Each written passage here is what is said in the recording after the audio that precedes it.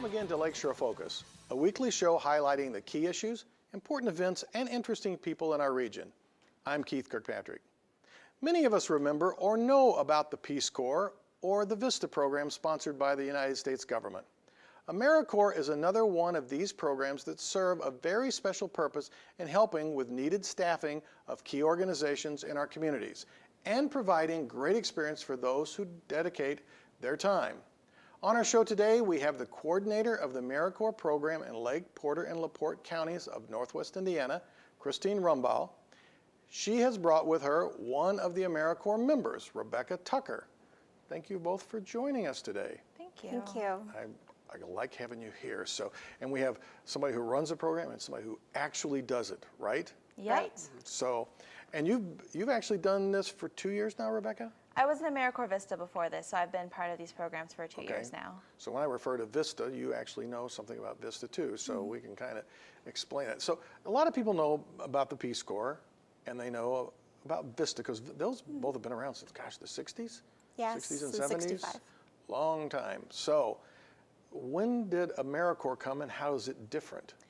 AmeriCorp started with President Clinton in 1993. When he became president, he really wanted to take what he was doing as governor and help to expand that into a national movement with service. And really the difference between AmeriCorp and Vista is AmeriCorp is direct service. So you'll find many AmeriCorp members tutoring children or recruiting volunteers or working in many other ways in their communities. Vista is full year, 365, 40-hour-a-week position. AmeriCorp can be as short as 3 months or up to 10 months. It just depends on their type of position and location. So how did you get into this, Rebecca? I mean, so this program's out here, and how did you find out about it? Well, first I didn't really know what I was going to do when I got done with college. So actually I was on a Habitat for Humanity build when I met a AmeriCorp Vista and decided that was what I wanted to do after my senior year in college. So I ended up serving in Danville, Kentucky at Center College, doing community-based learning, so connecting faculty members with organizations in there. But then I wanted to come back home, back to Northwest Indiana, and I was researching programs out here that I thought I would be able to do, and AmeriCorp Vista, or AmeriCorp, with Porter County popped up. Okay. So where are you from? Where do you live? Valparaiso. Okay, so made that convenient because you're working, and you live in Valpo too, right? I live in Michigan City. You're in Michigan City, okay, so she's commuting over to Valpo. So these people who are in AmeriCorp, what's the profile? Because Rebecca's saying she came right out of college and got into the program, but how about the rest of your people? Well, with my current year, I have members as young as 18 and oldest as 72, almost 73. So I have everyone from college students to graduate students to single moms, single dads, grandmas, grandpas, retirees. Okay, so explain to me why somebody who's 72 years old would want to not volunteer, but be in the AmeriCorp program. Because you get paid, right? Yes, AmeriCorp members receive a stipend, and they also receive an education award that they can use for either current or future educational expenses or to pay on qualified student loan debt. And my 72-year-old, she's a tutor at a school in Portage. She called me up and she's like, am I too old to do this? And I said, absolutely not. She's actually joining us again in the fall as a tutor at the same school. So why would somebody go into the AmeriCorp program? I mean, let's even say somebody who's 45 or 50, rather than just volunteer, particularly 72, because she's probably entitled to Social Security and all that. So why does she need to get a stipend or want to get a stipend? I think it's really a lot of people when they're older, they want to have something where they're going to earn some kind of a paycheck, even if it is a stipend. And it's just really wanting to give back to the community. And also with AmeriCorp, if you're 55 or older, you can transfer your education award to your child, foster child, or grandchild. So they can use it for their education. So there's kind of a bonus at the end of the time that you get if you fulfill the whole program. Definitely. Right? There's different amounts for full-time, for part-time, and for minimum time members. So what did you do with your bonus? What's it called? It's called Education Award. Your education award at the end. What'd you do with yours? Well, my first one's being used to pay off the student loan I had to take out when I was going to college. And my second one I'll probably use to do a master's degree program in the next few years. So, great example. So you can pay off your old college loans, or you can use it to start going back to school. Yep. So either one, that's kind of cool. And you have 7 years to use it from when it's issued, so Wow. you've got some time to think about it. So talk about some of the people who are maybe, you know, in their 30s and 40s and so forth. Why would they want to be doing this? It could be mid-career. Oftentimes, a lot of people of that age might have a interest in working in a nonprofit. And with nonprofits, it's very hard to get into working with a nonprofit unless you have some kind of experience. So they might want to gain some experience to maybe change careers, or they might have been a mother or father taking care of the children at home while the other spouse or partner have been doing other kinds of work and jobs, or they just might really want to do something different with their life and really be able to give back to their community. One of the reasons I really wanted to have this on focus because our viewers, I think, are the kind of people who have grandchildren, have family members who probably would want to do this, and I think I hope they pass that information on, because I was so impressed with this program in the sense that a lot of young people coming right out of college are like, where do I get my first job? And how do I get that experience, particularly in the nonprofit, where they're like, do you have any experience working in a nonprofit, working with kids? No, I don't. I'd rather have somebody who's got experience, right? So was that kind of your thought process? Was like, I can jump into this and not have to go out into the dogfight of finding a job that, you know, where they keep telling me that they're not going to hire me? Yes, that was very much why I did this program. I did the Vista year because I didn't really know what I wanted to do when I got done with college. I have a bachelor's degree in business management, so it's very transferable to just about anything. And so I decided to do that just to kind of get my feet wet in the nonprofit world and kind of see what it was like running programs and recruiting volunteers and things like that. And I really enjoyed it, so I ended up coming back to Porter County and got to transfer some of what I know there. And it's a great program. It helped me learn to public speaking and kind of just all sorts of other.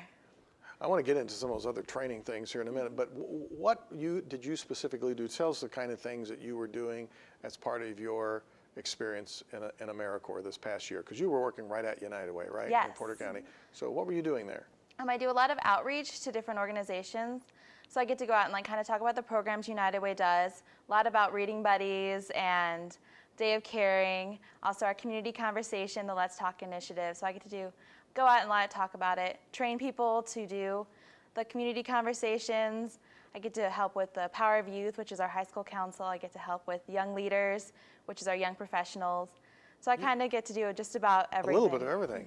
So you're in that category of trying to generate volunteers, Yes. trying to get more people engaged as volunteers, because there's 3 categories, right?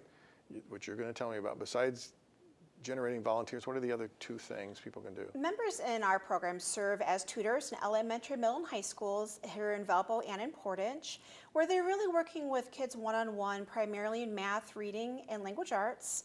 Sometimes it's the kids that might just need an extra support system, or it might be kids that are 2, 3, 4 grade levels behind. So we're able to boost their confidence, give them a positive mentor and role model. I also have members that serve as career advisors in local high schools, where they work with high school students in different ways. Sometimes they're working with a high school freshman to do an Indiana Career Explorer and really try to figure out where to focus their high school classes. Or they're working with the juniors and seniors to help develop post-high school opportunities, whether it's military, national service, technical college, university, or college. That sounds like that needs to be somebody who's a little more seasoned to kind of coach somebody in high school. Is that true? With the career advisors, we really prefer to have members who have gone to at least a year of college, because then you have that real world experience to be able to bring to the high school students. But my buddy, Mike Baird, did this. He's one of your poster children for this, I think, and he worked, I think, at Calumet High School as a career advisor, and Mike was kind of a retired bank president. So he loved this, you know. What do you hear from these people who get to go into these schools and work with these kids? Why do they love it so much? It's incredibly rewarding because you're at the same school for the entire term of service. So you might be there a semester or an entire school year. So you're able to see kids, no matter what age they are, grow and really become more confident in what they're doing.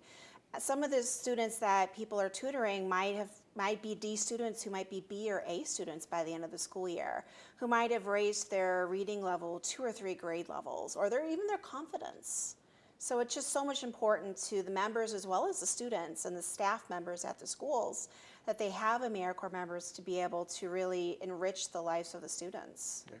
So I said I would get back to Rebecca on this thing, because you have to, I think, once a month do some training things, right? So what is AmeriCorp trying to train you in? What are they trying to train you to be? Well, Christine does a really great job running our training. She kind of gets to we've learned a little bit about grant writing, kind of how to resume building. We've done, what was the EMT? the emergency Oh, the search management, training. yes. Okay. Just like light search and rescue and stuff like that. So we're trained to aid in disasters. I'm sure I'm missing some. So how was that explained to you? I found this interesting, Rebecca.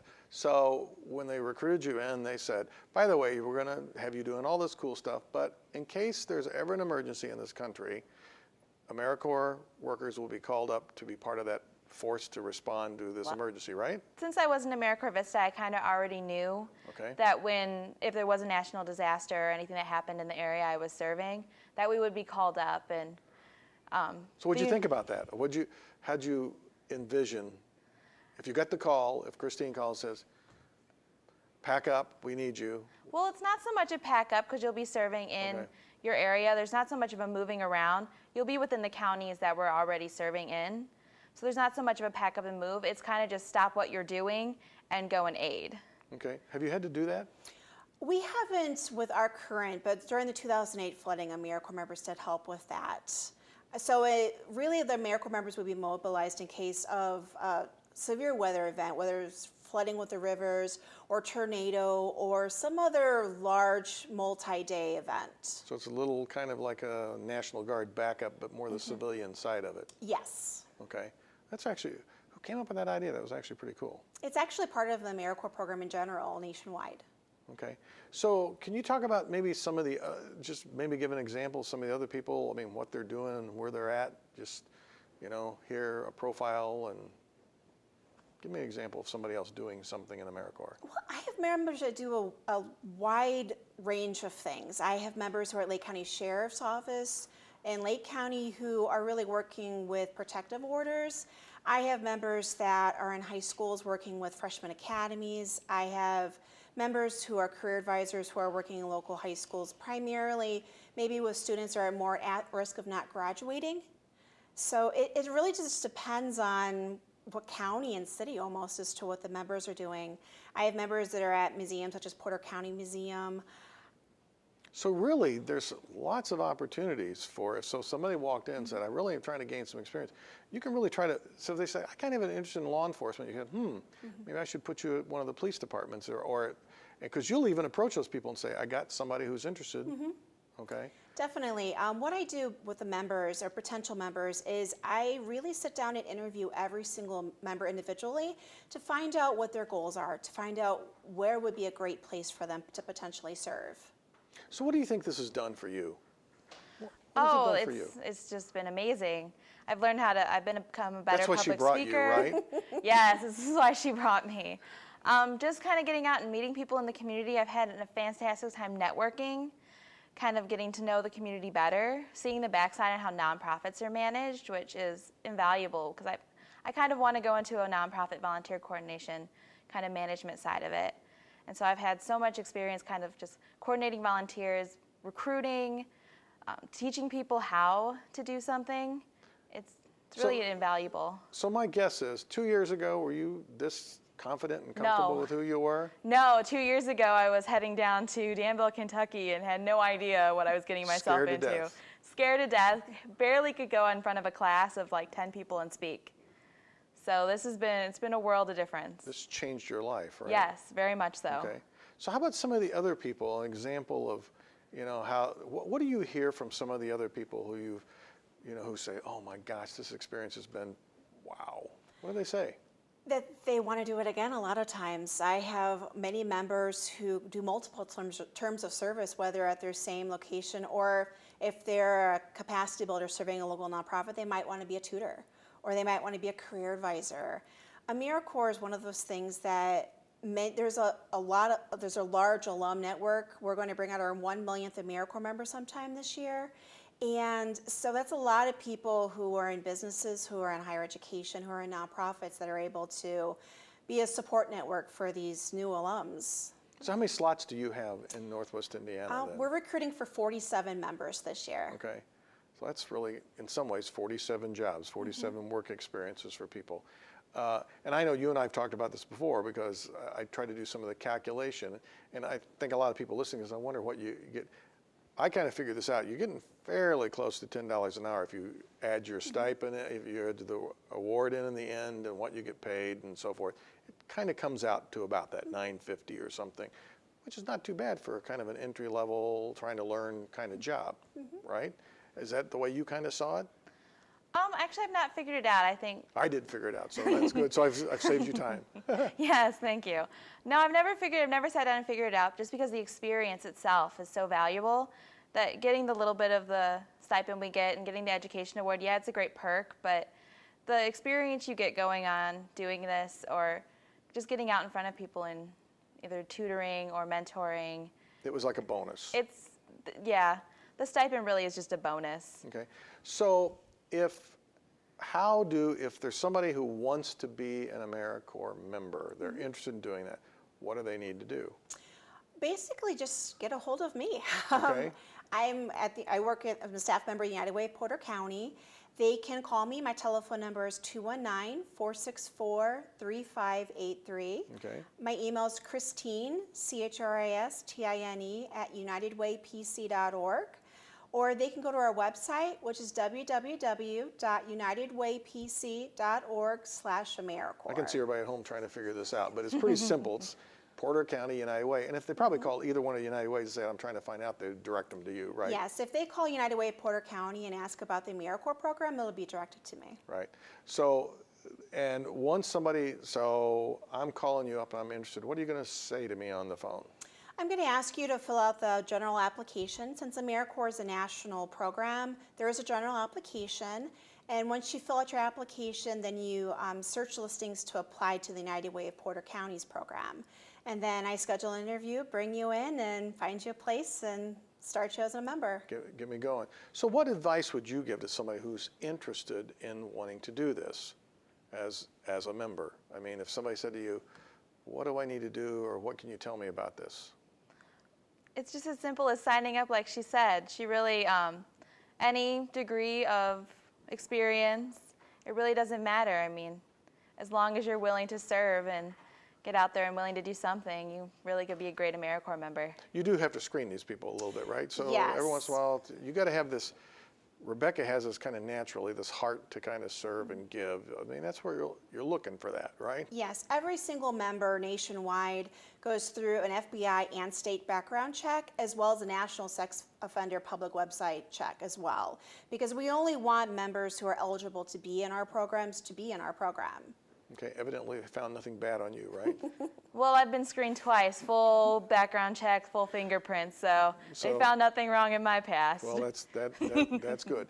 So on the other side of this, well, first of all, supply or demand, you got more people than you can place or for your 47 slots, or do you have more organizations who want these people and can't get them? What's the balance It there? has a natural ebb and flow. Some years we have more sites than members. Some years we have more members than sites. We're always looking for members. We have an ongoing recruitment process. So I literally recruiting members every single day of the year for our program. So if there are people who are watching this show and they know of somebody, they should tell them about it, or they could even call you and say, what do I need to do to try to steer my nephew or my grandson over towards you, or my husband, perhaps, right? Exactly. Who's retired and at home, driving me crazy. And so that would be also a good possibility. We both take the husband and the wife. You should make her a recruiter for this. I mean, she's good at this. So that's really good information for people coming from both sides of this. I mean, kind of how the whole thing works. How do you think this is making a difference in our communities? We're down to a couple minutes here, so. AmeriCorp is one of the things that, no matter what community it is, makes a gigantic impact. We've recruited hundreds of volunteers, tutored hundreds of students in the area, just to be able to talk to our sites and talk to people in the community and be like, oh, are they one of yours? Are they an AmeriCorp member? To be able to say, yes, they're serving at this location. It's a huge, huge impact for the community. With having a wide focus, I have members all the way from Gary and Highland all the way to Plymouth, actually, in Marshall County. Primarily, most of my members are in Northwest Indiana, so I have members everywhere that you can think of in the 3 counties. And you love what you're doing, I can tell. I do. I'm an AmeriCorp Vista alum myself, so I was able to bring that with me. And You're like a legacy. Yeah, kind of in a way. There you go. Well, I really appreciate you both being on the show. I think this has been really helpful to our audience, and I know you're looking right now for people for the fall. Yes, for so September. They need to get rolling and get their names to you, and and they know to call the Porter County United Way and look for Christine, right? Definitely. All right. Thank you both for being here on the show. Thank you so much for having us. Appreciate it.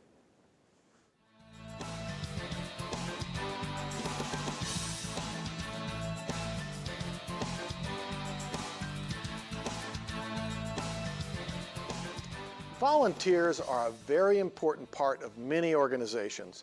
Volunteers totally operate some nonprofits and supplement the paid staff in others. They do everything that needs to be done and more. Whether it's the simpler task of stuffing envelopes, making calls, packaging food, cleaning the restrooms, or driving a bus, they handle jobs that must be done. If it's counseling a grieving adult, organizing activities for a wild bunch of kids, writing a grant, advocating for critical legislative changes, or presenting to a large audience, their contributions are vital to the success of many endeavors. I find it particularly inspiring when I see volunteers who make these contributions on a full-time basis. For some, it is 24 hours a day, 7 days a week. What an incredible sacrifice and commitment. These people are heroes. They do their jobs, complete their tasks, and advance their projects with little reward or recognition. Most are deeply committed to the cause for which they volunteer and would not have it any other way. If you are one of these people who continually or even sporadically offer your time and talent to groups that need your help, thank you. You probably don't hear it enough, but your contribution makes a huge difference. Your actions show others that you care and there is hope. For people who have little of either in their lives, your efforts mean so much. I will say it one more time to all of you out there who are volunteers. Thank you. And thanks for watching our show. Did we inspire or educate you in some way? You can send your thoughts and feedback to us through the email address listed on your screen. Check out our website. It is full of interesting features. Specifically, you can watch past episodes of Lakeshore Focus. Just go to www.lakeshorepublicmedia.org. Click on the TV, scroll down until you see my picture with a different jacket and tie, most likely. One more click and you can view a list of previously aired shows. Tell your friends and family that you watch Lakeshore Public Television. Join us next week for another Lakeshore Focus. Until then, I'm Keith Kirkpatrick saying, make a positive difference in our world today.